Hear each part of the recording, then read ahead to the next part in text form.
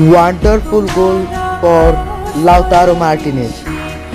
আজ চ্যাম্পিয়ন্স লিগে মেয়েদের কোয়ার্টার ফাইনাল ম্যাচে বায়ার্ন মিউনিখকে নিজেদের মাঠেই হারিয়ে দিয়ে এলো ইন্টার মিলান।